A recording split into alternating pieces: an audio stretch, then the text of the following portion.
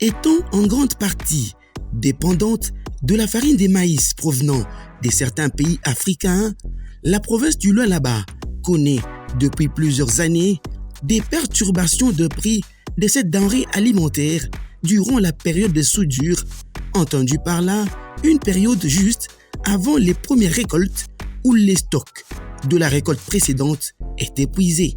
À cet effet, le prix de la farine de maïs galope sur le marché en créant de la psychose dans les chefs de la population locale, car demeurant principal aliment de consommation de cette région.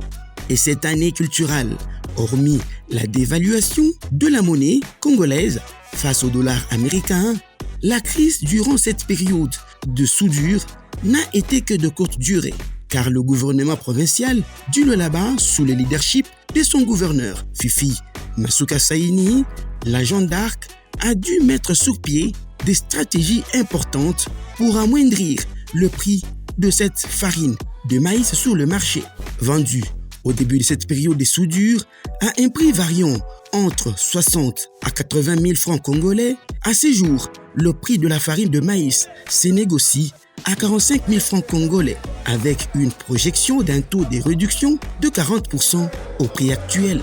Cela grâce à une stratégie mise en place par Madame le gouverneur à travers ce ministère de l'économie en inondant le marché de cette denrée par la création de plusieurs points de vente de cet aliment de base dans sa province, à la satisfaction des consommateurs.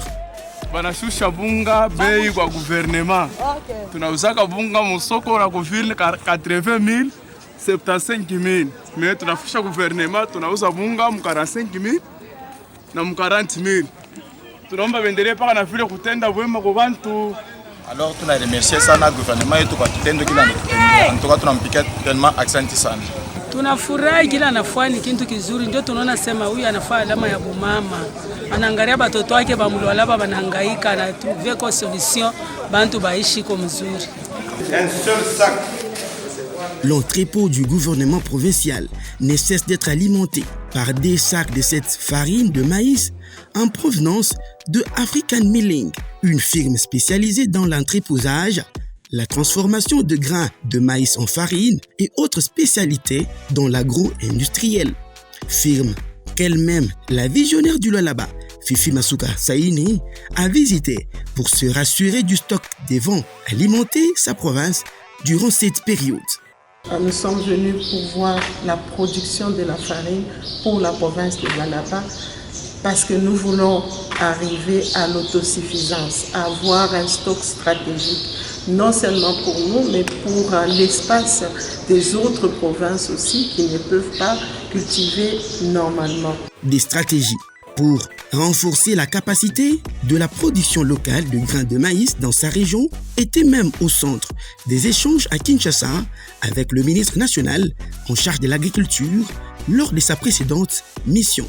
La province du Lualaba est en train de travailler sur l'agriculture. Aujourd'hui, nous pouvons nous dire que nous sommes fiers parce que nous avons un stock en maïs de 2 ans. Mais nous voulons avoir le ministre de l'Agriculture à nos côtés pour nous orienter en plus de ce que nous sommes déjà en train de faire. Une nouvelle stratégie durable, contrairement à celle passée, pratiquée sur la ferme à Moulikita Nkando durant l'année culturelle 2019-2020, ayant fait perdre à la province des millions de dollars américains suite aux résultats médiocres obtenus. Malgré ces aléas, les efforts pour maintenir l'économie de sa province stable ne cessent de se multiplier. Il faut une vision dans l'agriculture et vraiment son excellence Madame Fifi Masuka nous a montré qu'elle avait cette vision et je suis certaine qu'avec sa stratégie nous allons bientôt arriver à l'autosuffisance que nous recherchons dans notre province. À ce jour, à Kolwezi, grâce à la stratégie de réduction du prix de la farine de maïs sur le marché local, la vie a repris son cours normal en toute quiétude. Le tout, fruit de la bonne gouvernance initiée par le gouvernement Masuka, qui travaille sous le pas du guide fondateur de l'Union sacrée, Félix Antoine Tshisekedi, le chef de l'État.